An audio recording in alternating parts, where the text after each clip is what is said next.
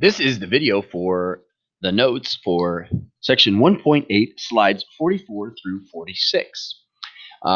Section 1.8, we are talking about something called the definition of the derivative. Now, in pre-calc, you talked a little bit about this, but we want to really make sure you understand the notation that is used here and what the interpretation is.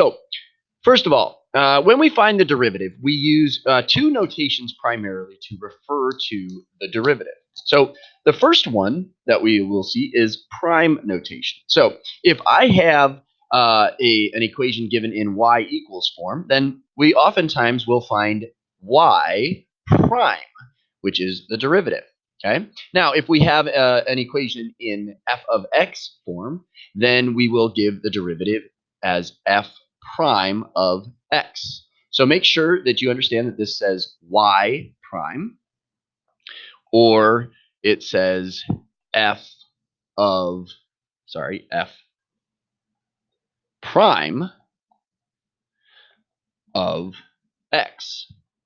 So we can find the first derivative, finding y prime, or f prime of x. Now, that's one notation. Now, the next notation that we use is called differential notation.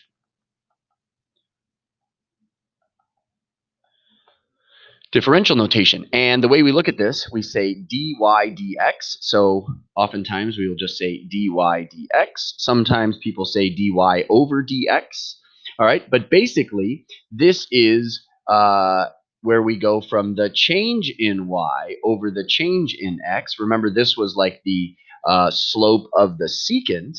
And we transition into dy dx, which is the slope of the tangent line. So the differential notation is a little bit more powerful, and you'll see as we progress through the year that it is used quite a bit. But the biggest thing is that we want to understand that no matter which notation we're using, we are referring to the slope of the tangent line, or also known as the instantaneous rate of change, which is synonymous with derivative. Okay, so now I have a couple examples here, and I want to make sure we understand the notation. All right, so first of all, it says if f of 6 equals negative 5 and f prime of 6 equals 2, write equations of the tangent and normal lines at x equals 6. All right, so first of all, f of 6 equals negative 5. How do we interpret f of 6 equals negative 5? The interpretation is there is a point at 6, negative 5, right? X equals 6, y equals negative 5. That's what f of 6 equals negative 5 tells you. All right. Now, f prime of 6 equals 2. How do we interpret that? We interpret that to be the slope of the tangent line to f at x equals 6 is 2. So let's make sure we write this down. F prime of 6 equals 2 means the slope of the tangent line to f at x equals 6 is 2. So we would write m tan equals 2. Now, the slope of the tangent line, we could also say the derivative. The derivative of f at x equals 6 is 2. What's another way we could say it? We could say the instantaneous rate of change of to f at x equals 6 is 2, right? So any of these phrases could be changed around, and we need to make sure we understand that they all essentially mean the same thing. All right, so it says write the equation of the tangent normal lines. If I'm going to write the equation of a line, what do I need to know? I need to know a point and a slope. So actually very easy. So tangent line would be y plus 5, right? Y minus negative 5 equals slope of 2 times x minus 6. So there's actually very little work to do. basically no work, just understanding what the notation says. All right, now, if we want to write the equation of the normal line, we need to remember that if the slope of the tangent is 2, then the slope of the normal line is negative 1/2, right? Remember, they are opposite reciprocals. And so the equation of the normal line is y plus 5 equals slope negative 1/2 times x minus 6. So that would be the equation of the tangent and normal line. All right, so now, same thing with the next one. If f of negative 3 equals 2 and f prime of negative 3 equals 5, write equations of the tangent and normal lines at x equals negative 3. All right, so first of all, f of negative 3 equals 2. What is the interpretation? There is a point at negative 3, 2. F prime of negative 3 equals 5. That means the slope of the tangent line to f at x equals negative 3 is 5. Or we could say the derivative of f at x equals negative 3 is 5. Or we could say the instantaneous rate of change of f at x equals negative 3 is 5. So, how do we write the equation of the tangent line? Y minus 2 equals slope of 5 times x plus 3. All right?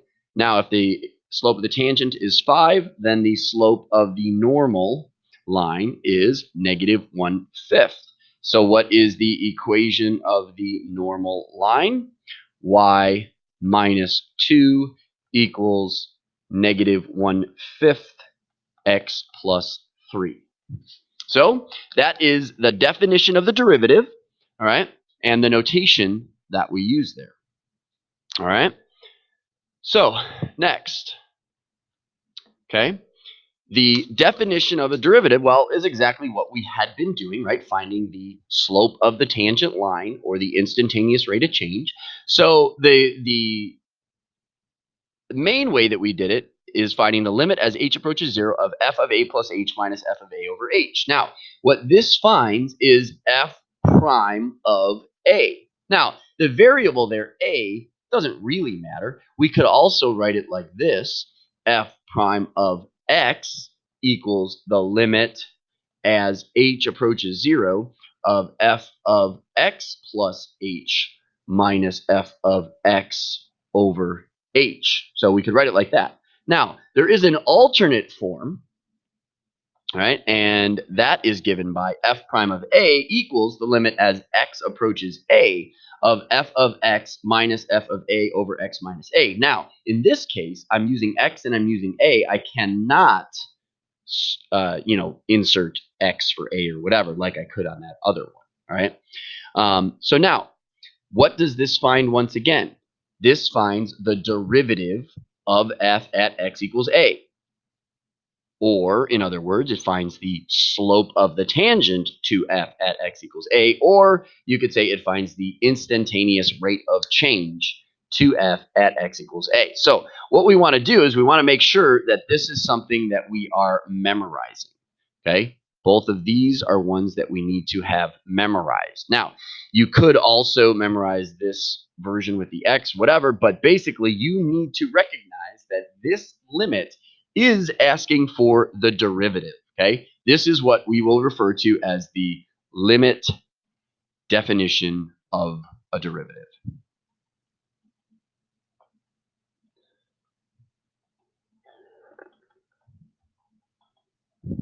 This is really important, all right? So now, all right, let's make sure we can apply this. All right, so example number 2 here says, use the definition of derivative to find f prime of negative 3. I'm sorry, that should say f prime of negative 3. I don't know if it's kind of hard to read. All right, so f of x is x squared plus 3x minus 1. So we want to find f prime of negative 3. So the way we do that is by the limit as h approaches 0 of f of a plus h. So in this case, a is negative 3. So that would be f of negative 3 plus h. So negative 3 plus h squared plus 3 times negative 3 plus h minus 1. That's f of a plus h. minus f of a. So that would be negative 3 squared plus 3 times negative 3 minus 1. All of that divided by h. All right, so let's simplify the numerator. All right, so I'm going to multiply out negative 3 plus h squared. All right, so what do I get? I get positive 9 minus 6h plus h squared. Now I distribute the 3, minus 9 plus 3h minus 1. Then here I can distribute this negative, right? So this negative 3 squared is going to be positive 9, but then I'm going to subtract it. Then this 3 times negative 3 is going to be negative 9, but I'm going to distribute, so I'm going to add it. And then I'm going to distribute the negative, and I get plus 1. All of this divided by h. Now, what needs to happen in order for this limit to work out? Everything without h must subtract out so that h can reduce. All right, so I have a 9 minus a 9. Another minus 9 plus a 9. I have a minus 1 and a plus 1. So those all subtract out. Notice everything else has h. But I also have a minus 6h and a 3h that I can combine. So I have the limit as h approaches 0. Negative 6h plus 3h is negative 3h plus h squared all over h. So now notice h can reduce. So I'm going to factor out h, limit as h approaches 0 of h, sorry, not 3, h times negative 3 plus h all divided by h. So of course h reduces, and then I can substitute 0 in for h, and I get negative 3. All right, so what is negative 3? Negative 3 is the derivative of f at x equals negative 3. It is the instantaneous rate of change to f at x equals negative 3. Or you could say it is the slope of the tangent line to f at x equals negative 3. All right, then it says use the alternate form of the derivation to find f prime, that should say f prime of 2. All right, so the alternate form. So we're going to find f prime of 2. So what is the alternate version? The limit as x approaches a. So x approaches 2 of f of x, so that'd be x squared plus 3x minus 1, minus f of a. So that would be 2 squared plus 3 times 2 minus 1. All of that divided by x minus a, so x minus 2.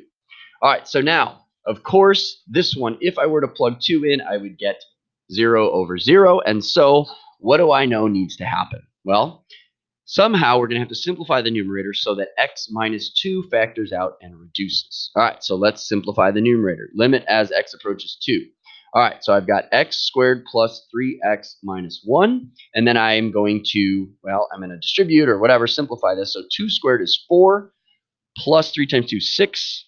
So 4 plus 6, 10, minus 1 is 9. So I have minus 9, all divided by x minus 2. And so to simplify, I get limit as x approaches 2 of x squared plus 3x minus 10, all divided by x minus 2. So now, what did we say needs to happen?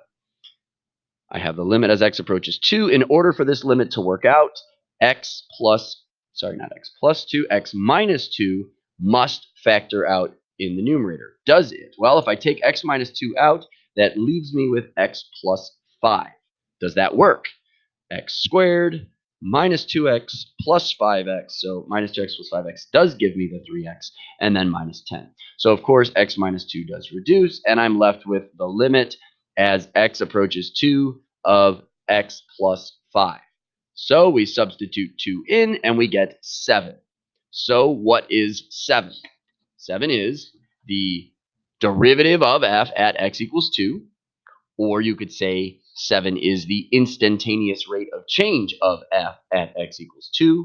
Or you could say 7 is the slope of the tangent line to f at x equals 2. So that is slide 46. So we'll finish the rest of the slides in class.